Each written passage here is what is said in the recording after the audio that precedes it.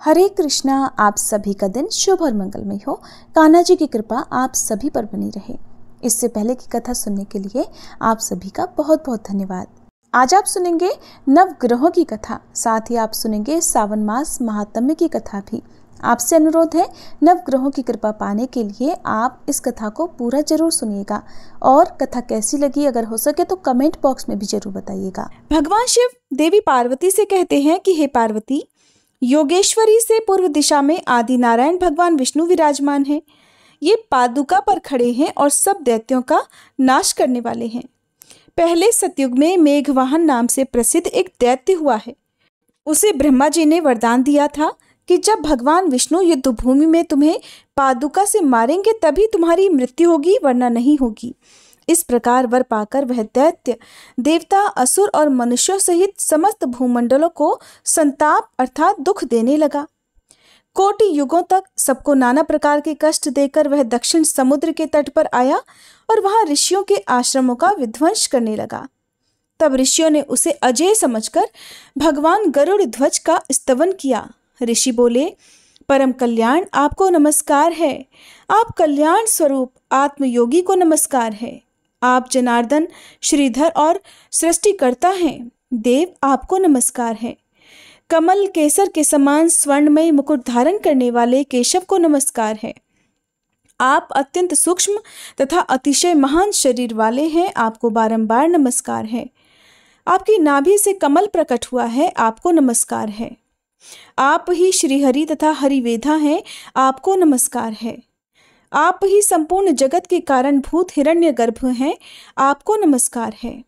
आप अपनी महिमा से कभी च्युत न होने वाले तथा सर्वोच्च पद में स्थित हैं। आपको बारंबार नमस्कार है।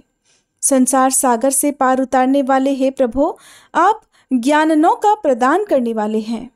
आपको नमस्कार है। आपकी बुद्धि कभी कुंठित नहीं होती। आप धाता और संसार की सृष्टि, पालन और संहार करने वाले हैं। आपको नमस्कार है। आपका वासुदेव नाम सभी पातकों का नाश करने वाला है। इस सत्य के प्रभाव से ये मेघवाहन दैत्य नष्ट हो जाए। भगवान विष्णु के भक्तों में पाप नहीं ठहरता। भगवान विष्णु स्मरण करते ही सभी पापों का नाश कर देते हैं। ये सत्य है, तो ये पापात्मा मेघवाहन दैत्य नष्ट हो जाए। परमेश्वर के जगदाधार वासुदेव नाम का भक्ति पूर्वक स्मरण करने से सबका कल्याण हो और समस्त संसार के सभी दोष भी नष्ट हो जाएं।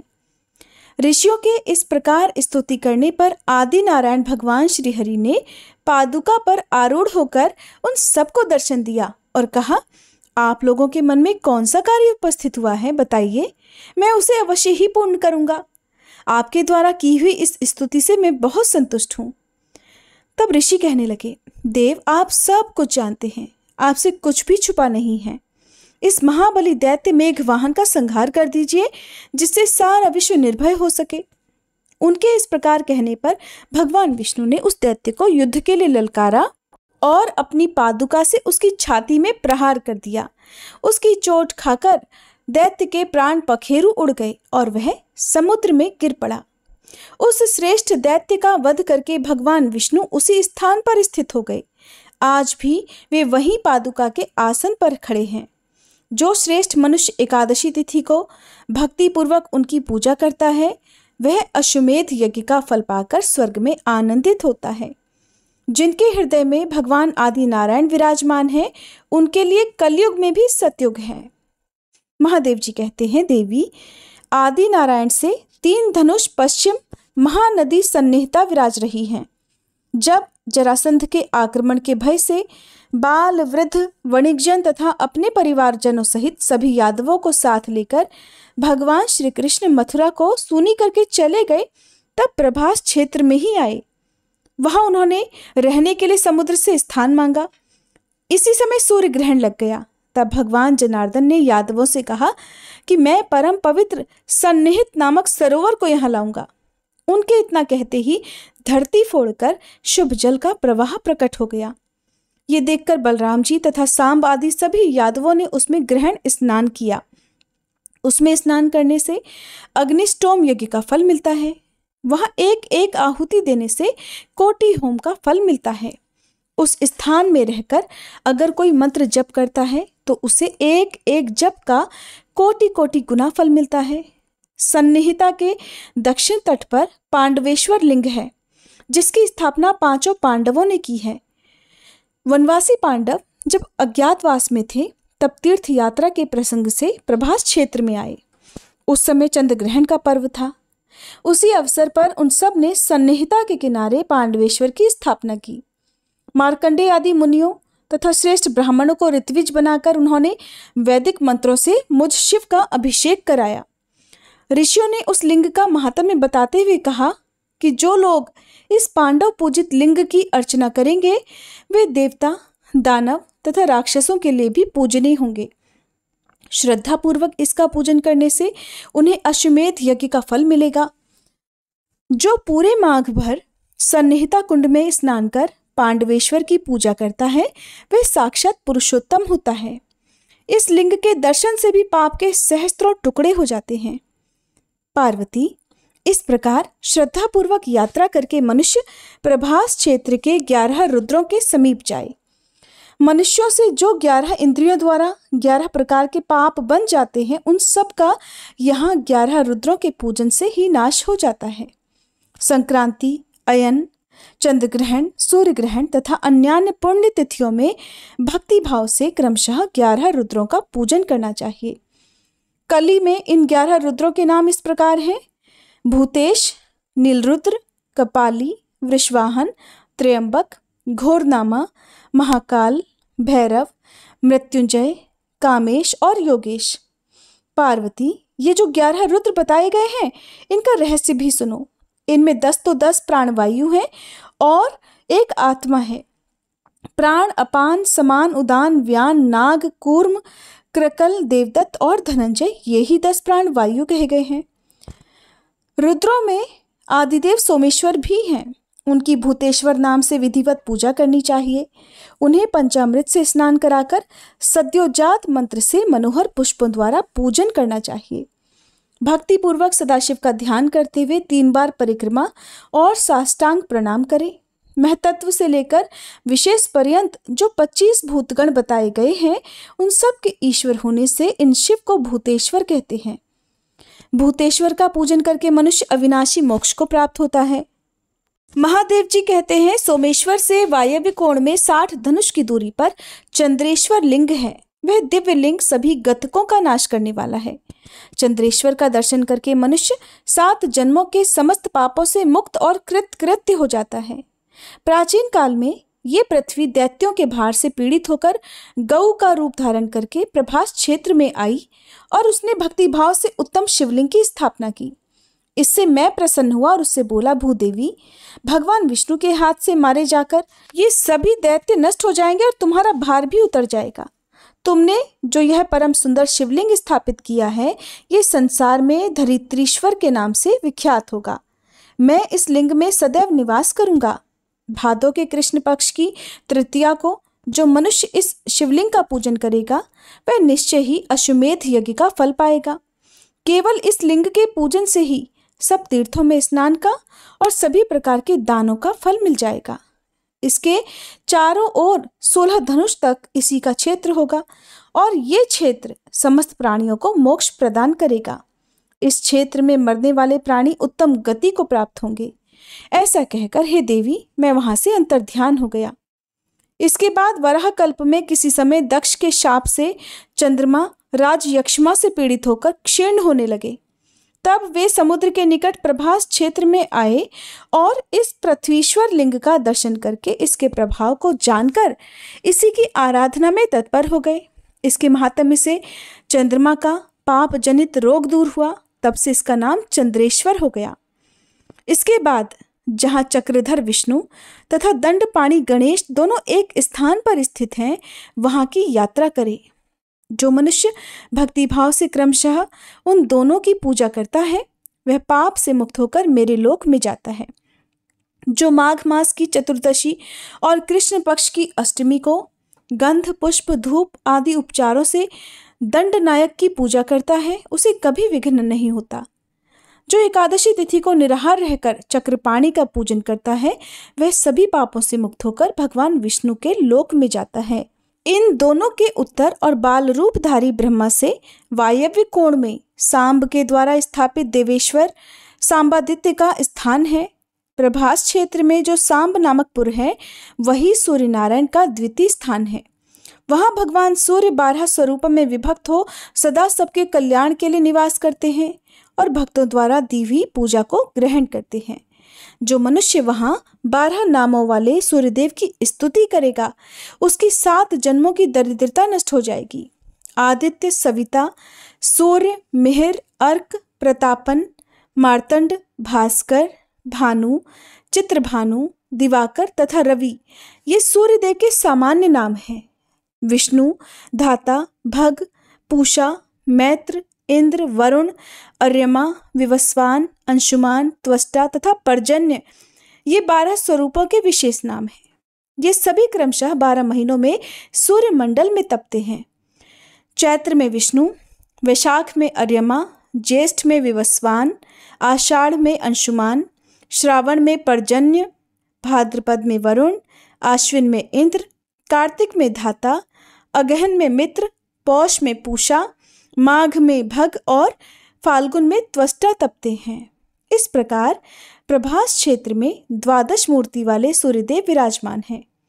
माघ शुक्ला पंचमी को एक भक्त व्रत, षष्ठी को नक्त व्रत और सप्तमी को सांबादित्य के समीप उपवास व्रत करके मनुष्य लाल चंदन मिश्रित कनेर के फूलों से सूर्य नारायण के लिए अर्घ्य और धूप देकर पूजा करे। शक्ति के अनुसार ब्राह्मण भोजन भी कराए। जो इस प्रकार सांबादित्य का पूजन करता है वह इस लोक में समस्त मनोवांछित फलों को पा लेता है। जय भोलेनाथ। सावन मास की कथा में आज इतना ही। अब सुनिए नवग्रहों की कथा। ज्योतिष शास्त्र में नवग्रहों को बहुत ही महत्वपूर्ण माना जाता है क्योंकि इन्हीं ग्रहों की चाल के कारण सभी राशियों के जीवन पर सकारात्मक या नकारात्मक प्रभाव पड़ते हैं। लेकिन कथा सुनाने से पहले आपको नवग्रहों के माता पिता के बारे में भी बताते हैं कि इन सभी नवग्रहों के माता पिता कौन हैं। ज्योतिष विज्ञान में ग्रह और उनकी दशा का विशेष महत्व है। ये सभी नवग्रह किसी न किसी क्षेत्र जैसे शिक्षा, ज्ञान, धन, लाभ, हानि इनका प्रतिनिधित्व करते हैं। सबसे पहले ग्रह की बात करते हैं सूर्य। सूर्यदेव के पिता का नाम कश्यप है और इनकी माता अदिति हैं। पंच देवताओं में सूर्यदेव का विशेष महत्व है। इनकी 2 पत्नियां हैं जिनका नाम संध्या और छाया है।